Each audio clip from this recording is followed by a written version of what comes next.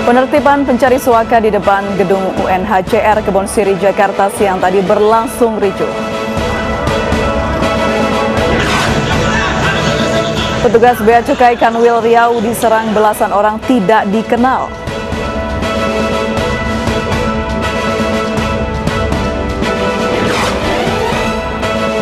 Joseph Paul Zhang ditetapkan sebagai tersangka dalam perkara penistaan agama.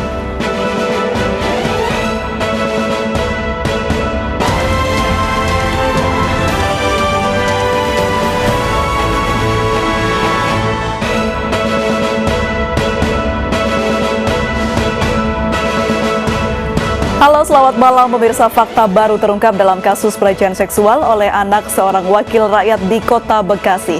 KPAD Kota Bekasi menyebut korban juga dijual kepada pelaku hidung belang oleh pelaku. Informasinya akan hadir dalam Ayus Malam bersama saya, Aprilia Putri.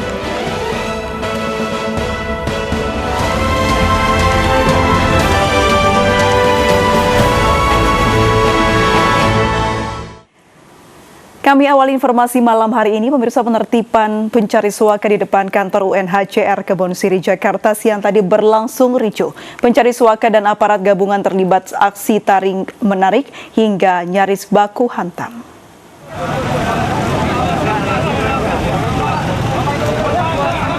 Kericuhan terjadi pada Selasa siang di depan kantor UNHCR Kebonsiri, Jakarta Pusat.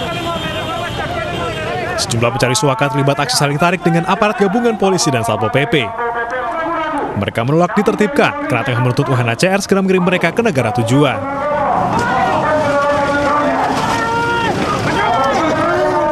Meski terus melawan, beberapa orang yang dianggap sebagai koordinator aksi diangkut paksa ke dalam mobil. Para pencari suaka asal Iran, Afghanistan, dan Bangladesh ini telah bertahan di depan kantor UNHCR sejak beberapa bulan terakhir. Keberadaan mereka dinilai mengganggu ketertiban umum dan menimbulkan kerumunan di tengah pandemi COVID-19. Untuk giat hari ini kita menertibkan pengungsi dari UNHCR yang kantornya berada di Gedung Rafindo. Untuk yang sudah kita amankan sekitar 30 orang pengungsi UNHCR dengan mobil yang diangkut menuju tempat pengungsian di Kalideres. Jadi akan dibawa di tempat penampungannya di sana. Selain di depan kantor UNHCR, petugas juga menyisir pencari suaka di gang-gang. Tenda-tenda liar milik pencari suaka juga dibongkar. Penertiban ini sempat membuat lalu lintas di Jalan Kebonsiri menuju Tugu Tani tersendat. Dari Jakarta, Rani Sanjaya, iNews melaporkan. Petugas Bea Cukai Kanwil Riau diserang belasan orang tidak dikenal saat menangkap mobil yang membawa barang selundupan. 2 orang petugas Bea Cukai luka-luka dan 1 unit mobil patroli rusak.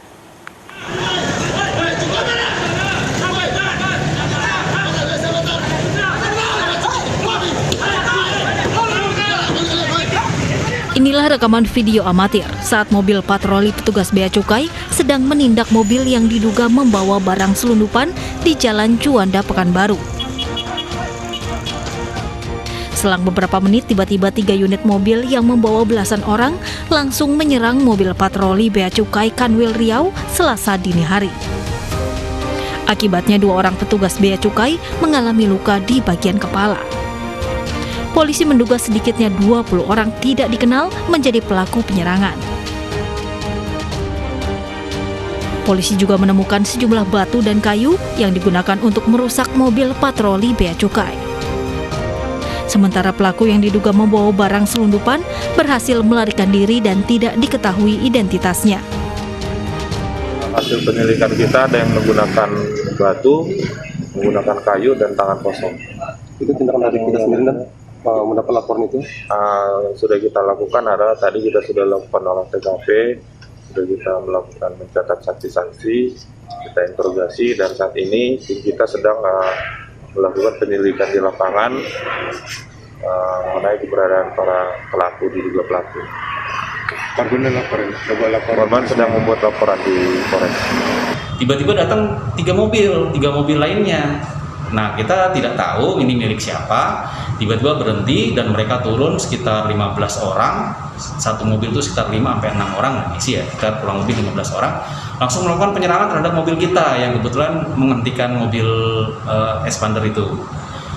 Yang diserang itu mobil K9 kita memang. Dilakukan perusakan, dilakukan pencobaan perampasan terhadap mobil tersebut, dan petugas kita berusaha mempertahankan mobil tersebut. Jadi di dalam mobil itu ada 2 orang petugas kita. Kemudian dihancurkan pakai batu, kemudian mencoba merebut kunci dan segala macam itu, tapi dipertahankan oleh petugas kita. Kemudian disitulah mengalami luka dari petugas kita. Hingga kini kasus penyerangan dan pengerusakan mobil patroli Bea Cukai Kanwil Riau masih dalam penyelidikan. Sedangkan petugas yang mengalami luka-luka sudah berangsur membaik. Dari Pekanbaru Riau, Muhammad Yusuf, iNews melaporkan. Pemirsa, ribuan petasan yang dibawa sebuah motor di Banyumas, Jawa Tengah tiba-tiba meledak. Warga mengevakuasi pengendara motor dan berusaha memadamkan rentetan ledakan petasan.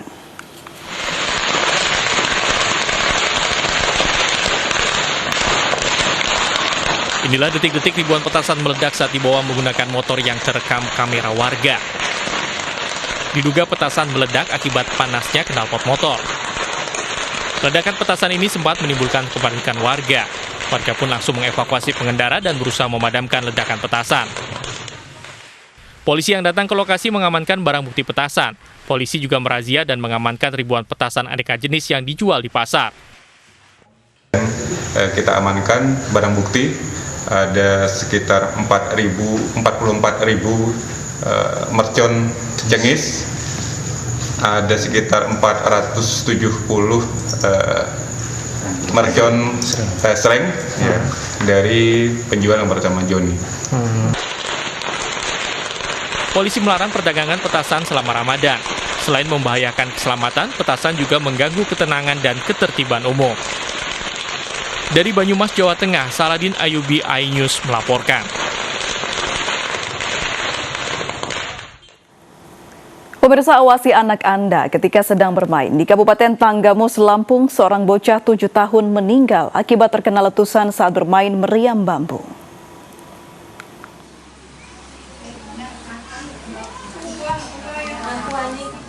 Seorang bocah 7 tahun asal desa Soponyono, Kecamatan Wonosobo, Tanggamus, Lampung, meregang nyawa akibat letusan meriam bambu saat bermain bersama teman-temannya.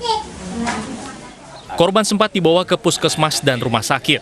Namun karena luka bakar di tubuhnya sudah parah, korban menghembuskan napas terakhir Senin kemarin.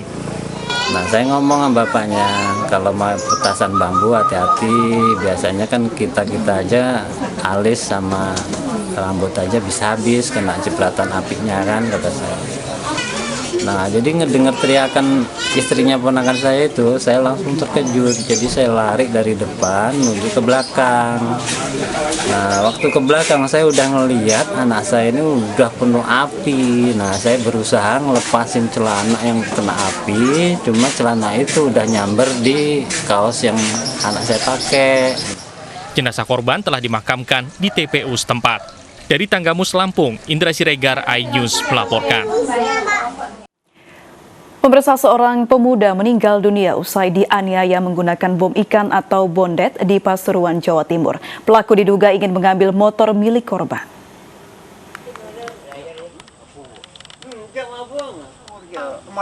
Seorang pemuda di desa Gratinunon, Pasuruan, Jawa Timur meninggal dunia usai dianiaya menggunakan bondet atau bom ikan.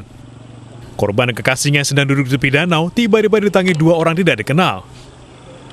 Cekcok pun terjadi hingga pelaku memelukkan bondet ke kepala korban hingga meledak. Korban sempat dibawa ke RSUD Grati, namun nyawanya tidak dapat ditolong. Kekasih korban yang disangka rasyok juga dibawa ke rumah sakit. Salah satu dari 2 orang yang menghampiri korban ini memukulkan bondet ke kepala korban hingga meledak. Dan tangan dari pelaku ini juga ikut luka. Nah, setelah kejadian itu 2 pelaku ini lari ke arah hutan di sekitar Tanugrati. Dugaan sementara, kedua pelaku ingin mengambil motor korban. Polisi kini masih memburu 2 pelaku. Dari Pasuruan, Jawa Timur, Jaka Samudra, iNews melaporkan. Pemirsa, petugas BNN dan Bea dan Cukai menggagalkan peredaran narkoba jenis sabu seberat 89 kg yang diselundupkan di dalam kapal. Dari 3 orang tersangka yang diamankan, 1 diantaranya tewas ditembak lantaran berupaya melawan saat hendak ditangkap.